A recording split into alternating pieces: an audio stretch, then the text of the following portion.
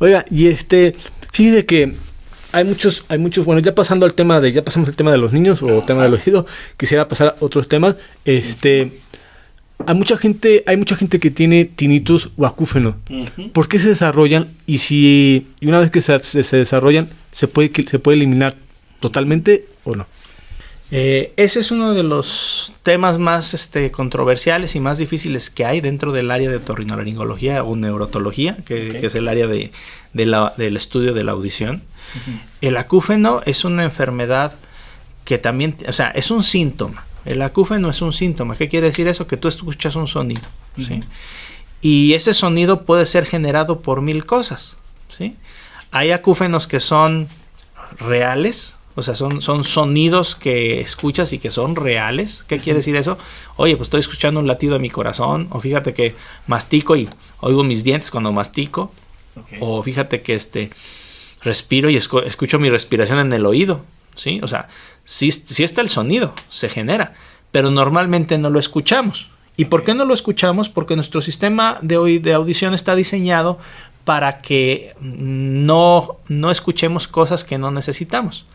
¿Qué pasa si nos tapamos los oídos y empezamos a hablar? Empezamos a escuchar sonidos internos de nuestro cuerpo. Hay gente que puede escuchar el latido, puede escuchar el movimiento de las vísceras, masticar, ¿sí? ¿Y esto por qué es?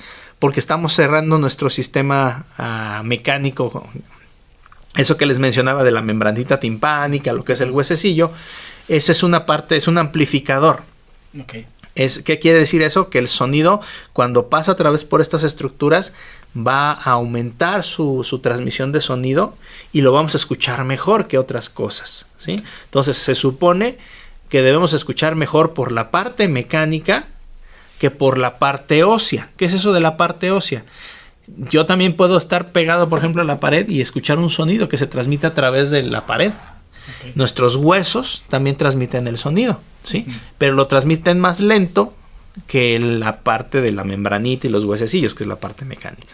Entonces, cuando está afectado alguna parte del oído, una de las manifestaciones también puede ser, ya hablamos de lo que es la pérdida auditiva, que es la hipoacusia, pero también podemos presentar acúfenos.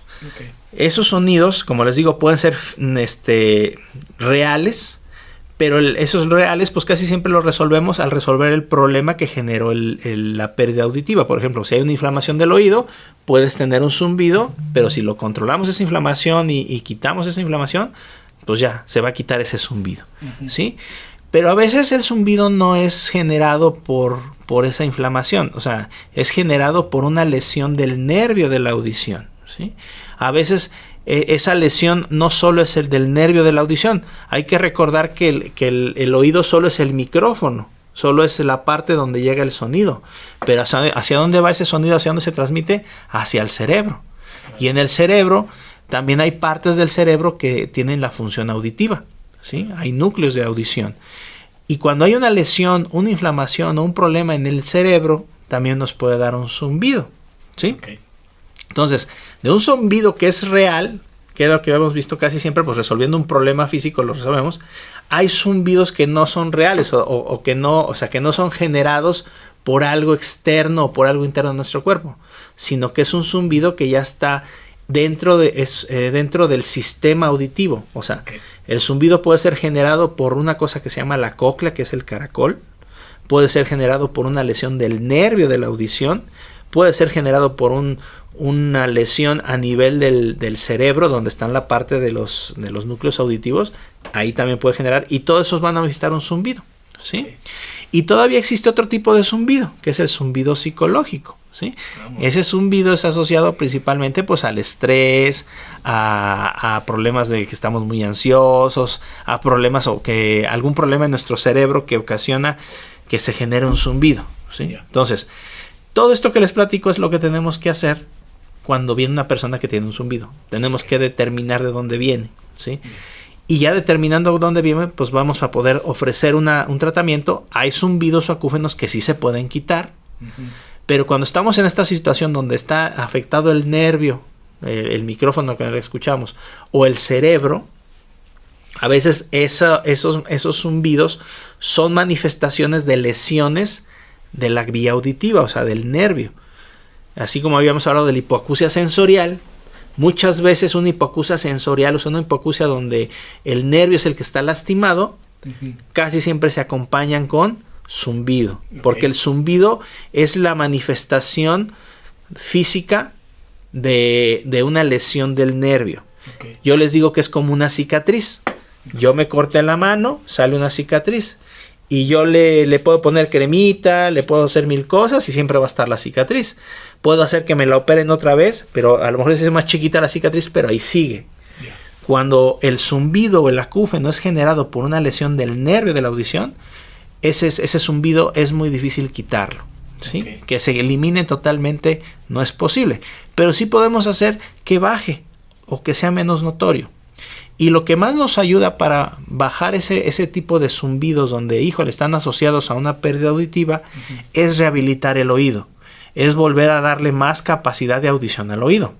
La mayoría de los pacientes que tienen acúfeno refieren que lo oyen cuando todo está en reposo, cuando todo está en silencio. Muchas veces dicen, no, mira doctor, cuando me levanto y estoy trabajando y estoy haciendo mil cosas, pues ni lo pelo el zumbido, o sea, no lo escucho. Pero ya llego en la noche donde ya está todo en silencio, ya voy a descansar y quiero dormir, y ahí aparece el zumbido. ¿Qué quiere decir eso? El zumbido ha estado todo el tiempo, pero como tú tienes un ambiente de sonido diferente durante el día a durante la noche, cuando ese ambiente de sonido es muy alto, que hay mucho ruido, hay muchas cosas, pues esos son distractores, bloquean la recepción del acúfeno, ¿sí? Pero cuando ya estás en descanso, donde ya el sonido ya es más descansito, ya está más bajo todo, pues entonces se hace más evidente ese zumbido, ¿sí? Entonces, este concepto de que el zumbido aparece más cuando está en silencio las cosas, lo podemos utilizar a nuestro favor. Cuando rehabilitamos un oído que tiene un zumbido y vemos que ese oído tiene problemas auditivos, si yo le pongo un auxiliar a ese oído, el zumbido va a ser menos notorio, no porque le haga algo al zumbido, sino porque ya reacomodé o aumenté el sonido que normalmente no escuchaba. Entonces eso se le conoce como enmascaramiento, en el cual logramos con sonidos bloquear el sonido del acúfeno, y entonces eso hace que logre descansar una persona, ¿sí? A veces el zumbido es muy intenso, pues tenemos que utilizar técnicas pues de relajamiento, de tranquilidad, y por ejemplo acostumbrarnos a dormir con música, con un sonido al dormir. ¿Para qué? Para que no haya tanto, no todo esté en silencio y eso ocasione que no se te quite el zumbido. Pues muy bien, la verdad es que sí he conocido mucha gente, bueno, no mucha, pero sí he conocido un par de gentes que tienen zumbido y sí le sufren, la verdad. Sí, porque hay zumbidos, como dice, de mucha intensidad, como de poca intensidad, pero hay gente que sí conozco que tiene demasiado fuerte el zumbido, es que no lo aguanto, y bueno, pues yo en lo particular o en lo personal no he sufrido de eso, que bueno, pero porque sí he llegado a saber que puedes llegar hasta tener migraña y cosas acá. Sí, sí es una causa de suicidio. Sí, el suicidio. O sea, hay gente que prefiere suicidarse que sigue escuchando el sonido. O sea, se ha descrito casos así. Y como les digo, o sea, cada año hay un curso que se llama acúfeno y son 3 días o 4 días de hablar de puro zumbido y todavía no hay un tratamiento totalmente establecido. O sea, a unos pacientes les sirve una cosa, a otros les sirve otra, ¿sí? A otros, pues la terapia, la que más ha funcionado es una terapia que no peles el zumbido. O sea, pues ahí está, pero cada vez que lo menos ignorar, pues empieza a ser menos notorio, ¿sí? Interesante. Interesante. La verdad es que es súper interesante. Y no sabía que podías llegar hasta que viera esos cursos que me comenta, o que que el tema fuera tan relevante, pues. Sí, o sea, se han estudiado, hay gente que toda su vida se ha dedicado a tratar de controlar el zumbido y todavía no se puede controlar. O sea, hay cirugías así experimentales donde dice el paciente, ¿sabes qué? El zumbido es tan insoportable que prefiero quedarme sordo. Entonces, opérame para que ya no funcione el oído. O sea, quítame el oído, opérame, o sea, mata el nervio. ¿Y cuál fue el resultado de eso? Se quedó el zumbido.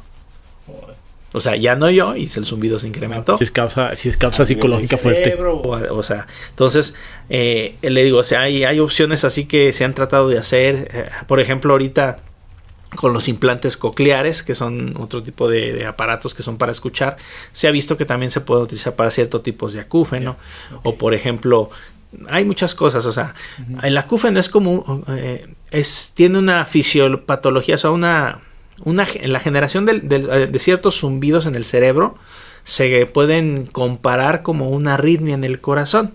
Okay. Sí, o sea, en el corazón de repente el corazón late muy acelerado y luego como que late despacito, como que se descompone la parte del corazón donde se controla el ritmo del corazón, ¿sí?